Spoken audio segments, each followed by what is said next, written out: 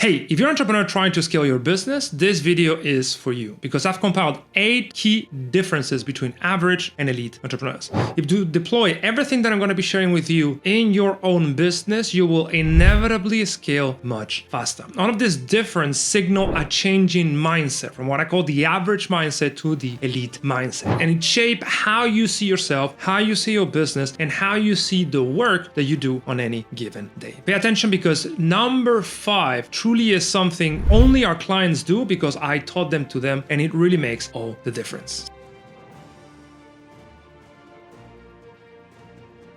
Welcome back. If you don't know who I am, I'm Castillo, founder of Selfmastered Peak Performance Academy for entrepreneurs. We help them achieve 100% clarity on what needs to be done, 100% belief in their ability to do it, and 100% discipline when doing it. So they always scale fast without any distraction, overwhelm, or burnout. And the first difference between average and elite performers is the systems mindset. Is seeing the world as a collection of systems, not as a collection of events. Think about it for a minute. Assume that you are trying to get to a specific destination, right? The average entrepreneur will constantly think about the destination and how to get there as fast as possible. The elite entrepreneur instead will shift his or her attention to the car and trying to maximize every single component of the car, the driver, the road, and everything in between in order to get to the destination faster. In essence, if you see the world as a collection of events, as things that are just uncorrelated, you miss out on a lot of information that, when mastered, will give you a better performance in everything that you do.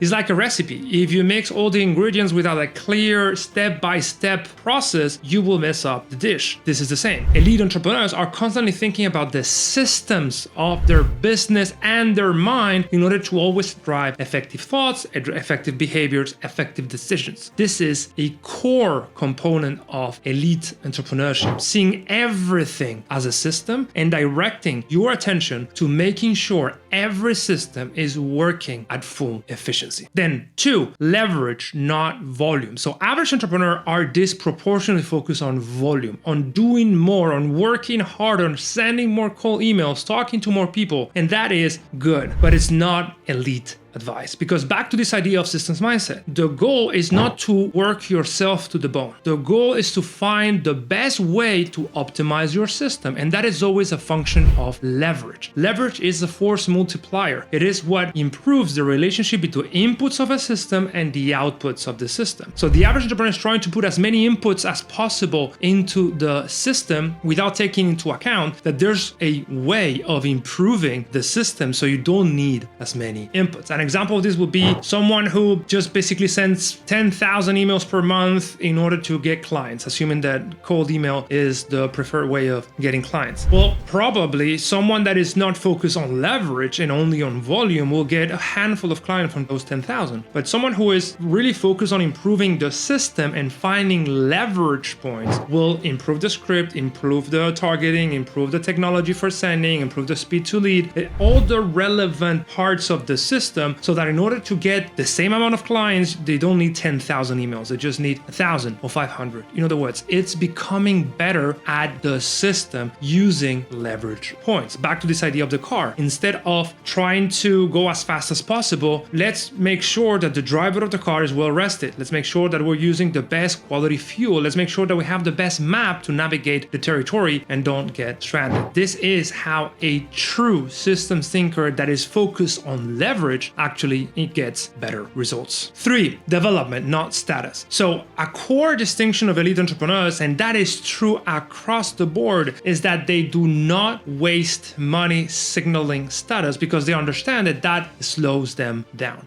So every time you see someone on social media flaunting cars or watches or whatever, those are incurring a triple cost. The cost of the thing they're buying plus the cost of maintaining the thing they're buying, because if you buy a Lambo, how much do you think a steering wheel costs in case you break it? I think it's 15,000, right? So it's just outrageously expensive, but also the opportunity cost of not improving their own systems and their own self. Every time you buy a Rolex, but you do not spend on your personal development or training yourself, training the team, learning new skills, you are slowing yourself down. So someone who is really motivated by achievement and success will eventually destroy someone that is consistently seeking to deploy status. Average entrepreneurs are overly focused on status status, elite entrepreneurs are overly focused on personal development because they know that at some point, if they keep developing themselves and becoming better, they will win. It is just an outcome of improving the system of their own self. 4, calendars, not to-do lists. So this is supremely important because elite performance is not only about doing the right thing, but doing the right thing in the most efficient manner and trying to do as few things as possible. If you are operating from a to-do list, which is a list of things that need to be tackled, you're missing out on key crucial context about each task and the interdependencies of each task. It also does not take into account that some tasks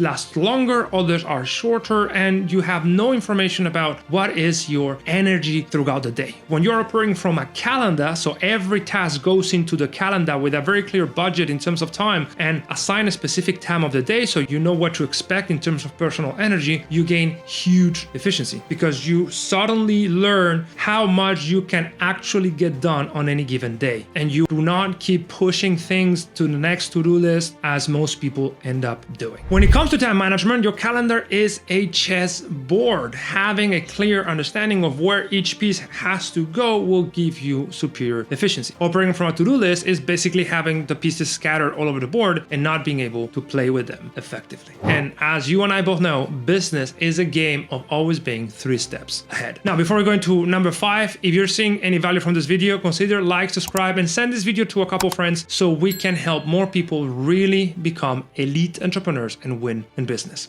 Number 5, ring fencing, not Pomodoro. So ring fencing is a protocol that I invented a few years ago that implies being intentional with your time and learning how are your own energy cycles throughout the day. Pomodoro basically stipulates that you work for 25 minutes and then you stop every 5 minutes and you repeat that cycle as many times as you can during the day. The problem with this is that the brain takes between 15 to 23 minutes to actually get in a state of focus. If you interrupt that state of focus after 25 minutes, you are basically staying in the shallows. You never really get in deep work and a flow state. So the best way to go about this is to segment your day in 90-minute intervals in which you are able to get into a deep state of focus and flow, work very hard, and then at the end of the 90 minutes, you rest for half an hour. If you pair those 90 minutes with a timer, so you are working against the clock, which serves as a flow trigger, and also you visualize exactly what is it that you're trying to achieve within the next 90 minutes, your efficiency will skyrocket. And every entrepreneur that I could consider a lead that I've ever worked with, they did a variation of this. They never did Pomodoro. They worked for long stretches of time from the calendar against a timer with clear intention of what needed to be accomplished, which is why no wonder they were so much more effective. 6, data, not opinion. This one is huge because every entrepreneur that's been in long enough in business knows that business is just a mathematics game. It's all about understanding what are the numbers and KPIs in your business, whether they're moving up or they're moving down, and making decisions based off those numbers. So data is the guiding principle by which we manage every business, right? Elite entrepreneurs are very clear on the fact that everyone has an opinion, but data does not lie. So the goal is to understand what are the key KPIs, key performance indicators within your business and start making decisions of those KPIs. We do not rely on gut instinct or feeling or opinions or anything like that. We just focus on the data from sales, marketing, product, everything within your business has to have specific KPIs that you can track. Which leads me to point number 7, which is daily and weekly, not quarterly or yearly performance reviews. So the best way to improve a system is to actually measure it. And the more times you measure the system, the better you will become at improving it. Elite entrepreneurs get data every single day about what is it that is happening in their business. Instead of trying to improve every 3 months, they improve every single day. They create after action reports to give themselves feedback about how the day went. They have dashboards that are updated every single day. They have meetings in order to review their teammates' performance every single week. The shorter the feedback loop, the more useful it is. So instead of just flying blind, devote time to create dashboards for your own performance, your team's performance, and the overall business purpose in order to spot if something is out of alignment and you need to address it. And finally, purpose, not money. Number 8. This one is huge because you cannot win at a game that someone else is playing for fun if you're doing it for money, status, or whatever. The best entrepreneurs that I've seen always build their business on the back of a very strong purpose, a willingness to change things, either for themselves, their family, their friends, their community, the world. It doesn't matter. The point is that there's an ulterior motive. There is something deeper than just making money. And this is important because business is hard. You gotta be resilient. You gotta learn that things are just not gonna go your way most times, that setbacks are always going to be part of the journey. But you have a very strong purpose that is propelling you forward. You transform every failure into an opportunity. A setback is just an opportunity to assess what you can improve. And over time, you just become someone who is relentless, unfazzled by so-called failure, and you keep pushing when everybody else has stopped working. This is the core component of elite entrepreneurship, is having an ulterior motive by which you do what you do. As soon as you find it, as soon as you polish that, you become unstoppable. This is what really makes anyone an absolute winner. And I've seen this in every elite entrepreneur that I've ever worked with. So these are the 8 key differences that I've seen between average and elite entrepreneurs. All of them are available to anyone who really wants to take his or herself to the next level. So as a recap, 1, systems, not events. Then 2, leverage, not volume. 3, development, not status. 4, calendars, not to-do list. 5, ring fencing, not Pomodoro. 6, data, not opinion. 7, daily and weekly feedback loops, not quarterly or yearly. And finally, purpose, not money. If you nail these 8, I can guarantee you will start having outsized returns in your efforts in business. And if you want very clear, specific protocols that you can deploy today to triple your productivity using, of course, evidence-based systems and protocols, check this video. You're going to learn how we train our clients to implement ring fencing to enhance the productivity. See you in the next video.